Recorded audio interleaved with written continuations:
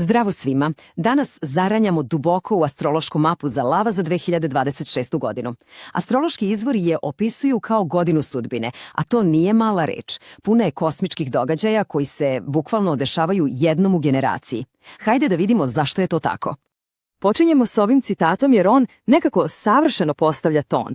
Odmah nam govori da 2026. nije samo još jedna godina u nizu, znate, da se preživi. Ne, ovo je period koji obećava da će ostati urezan u sećanje kao nešto veliko. I pazite, ovde se ne radi samo o Jupiteru. Ova godina donosi neke zaista retke i moćne astrološke događaje koji menjaju čitav pejzaž. Recimo Uran, planeta iznenadnih promena, ulazi u znak gde nije bio još od Drugog svetskog rata. U isto vreme, Saturn i Neptun, vladari strukture i snova, započinju potpuno novi 36-godišnji ciklus. Ovo su, bez preterivanja, monumentalni pomaci.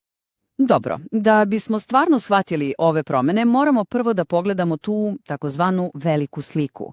Koji su to tačno kosmički događaji koji definišu ovu monumentalnu godinu za lava? Mislim, samo bacite pogled na ovaj spisak. Svaki od ovih događaja je sam po sebi ogroman, a kada se svi oni koncentrišu u jednoj jedinoj godini, pa to stvara neverovatno moćnu energiju za transformaciju. Ovo su bili samo naslovi, a sada idemo u detalje. U redu, imamo svu tu kosmičku energiju, ali kako se to zapravo prevodi u stvarna životna iskustva? E pa, razložit ćemo sve to na 4 ključna stuba promene koji će oblikovati 2026. godinu za svakog lava. Prvi stub, i to kakav stub, je Pluton. On je već počeo svoj dugi put kroz 7. polje, a to je astrološka kuća koja vlada svim važnim partnerstvima, od braka do poslovnih saveza. Zamislite Plutona kao nekog arheologa ili hirurga koji će sve do 2043. godine temeljno preispitivati temelje svake važne veze. E sad, ono što je ovde ključno da se razume, sa Plutonom nema pregovora. Odnosi, bilo romantični ili poslovni, koji su izgrađeni na čvrstim, autentičnim osnovama, postaće neizmerno dublji. S druge strane, oni koji to nisu, pa oni se jednostavno mogu raspasti. A onaj period retrogradnosti je ključan, jer nas tera da pogledamo unutra i preispitamo sopstvene obrasce u veza. Prelazimo na drugi stub. I ovo je, verujte, nešto zaista posebno. 20. februara Saturn, planeta strukture, i Neptun, planeta snova i iluzija, spajaju se na samom početku zodijaka na 0 stepeni i 45 minuta ovna. Ovo je izuzetno redak događaj. Za lava ovo se dešava u 9. polju. To je deo horoskopa koji oblikuje našu veru, više obrazovanje i generalno pogled na svet. Ovo nije samo neka prolazna promjena mišljenja. Ovo je početak 36-godišnje rekonstrukcije lične životne filozofije. Poziv je da se izgradi sopstveni sistem verovanja praktično od nule. Treći stub donosi Uran, planeta revolucije i iznenađenja. 25. aprila on ulazi u 11. polje, astrološku zonu koja vlada prijateljima, društvenim grupama, ali i našim nadama i željama za budućnost. Znate, Uran ne radi stvari postepeno. On ne kuca na vrata, on ih razvaljuje. U narednih 7 godina socijalni krugovi se mogu radikalno promeniti, stara prijateljstva mogu izbledeti, dok se potpuno novi, neočekivani ljudi pojavljuju, redefinišući sam osjećaj pripadnosti. Uran obećava promenu, nikakvu udobnost. I četvrti stub je, pa on je malo drugačiji. To je zapravo jedna tiha priprema za sve glavne događaje. U prvoj polovini godine Jupiter boravi u 12. polju lava. To je najskriveniji deo horoskopa, vlada našom podsvešću. To je kao tihi blagoslov, period unutrašnjeg rasta koji se dešava iza kulisa, pre nego što se sva svetla pozornice upere pravo u lav. A sada prelazimo na ono što verovatno mnogi čekaju. Nakon tog perioda pripreme, kosmički reflektori se okreću direktno ka lavu. Ovo su trenuci kada se sva energija ove godine kristališe i postaje stvarna. Ove datume, ali stvarno, bilo bi dobro zabeležiti. Oni su srce priče o 2026. godini za lavove. Svaki od njih predstavlja ključnu tačku preokreta, gradeći dramu do velikog finala. Jednom u 12 godina Jupiter, planeta sreće i ekspanzije, ulazi u nečiji znak. On ne garantuje uspeh na tacni, ali garantuje prilike. Mnogo prilika. Ovo je zvanični početak novog 12-godišnjeg ciklusa ličnog rasta, optimizma i širenja vidika. A ovaj datum, njega podvucite crvenom bojom. Događa se takozvani Jupiter Kazimi. To je redak trenutak kada se Jupiter poravnava tačno sa Suncem, kao da je u njegovom srcu. Astrološki ovo se smatra najmoćnijom tačkom Jupiterovog ciklusa i potencijalno najsrećnim danom u 12 godina za svakog lava. A ovo je centralni događaj ne samo godine, već možda i čitave decenije.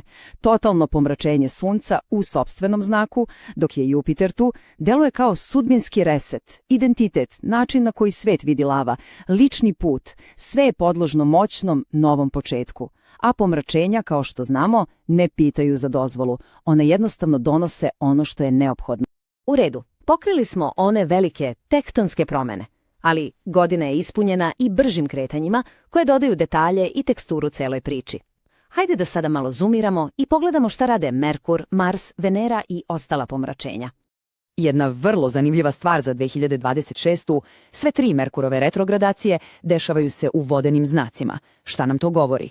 Pa naglasak je na emocionalnoj i intuitivnoj reviziji. Za lava to konkretno znači preispitivanje dubokih veza, unutrašnjeg sveta i na kraju porodičnih temelja.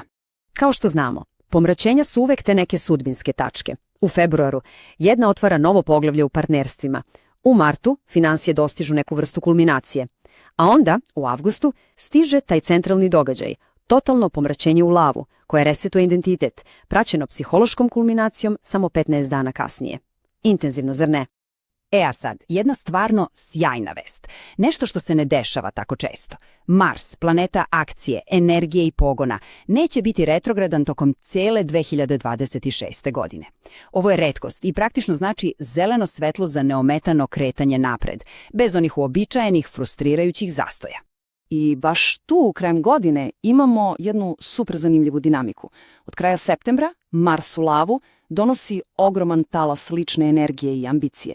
Skoro u isto vreme Venera kreće retrogradno i poziva na unutrašnje preispitivanje vrednosti, posebno onih vezanih za dom i porodicu.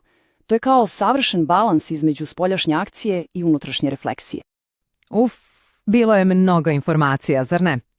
Vreme je da sada sklopimo celu sliku. Hajde da povežemo sve ove niti u jednu celinu i da sumiramo ključne teme i datume za 2026. godinu. I evo ga. Ovo je u suštini sažetak cele priče za 2026. Godina se vrti oko ova 4 stuba. Ogroman lični rast i ekspanzija. Duboka temeljna promena u odnosima. Izgradnja potpuno novog smisla i pogleda na svet. I na kraju revolucija u prijateljstvima i društvenim krugovima.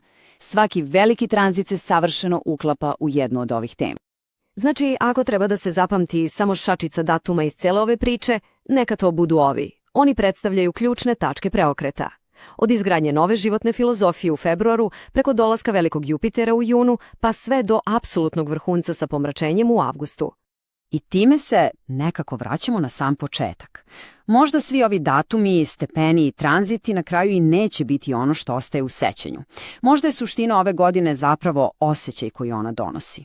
I sa tim pitanjem završavamo ovaj pregled. Godine 2606 se oblikuje kao jedno zaista nezaboravno poglavlje.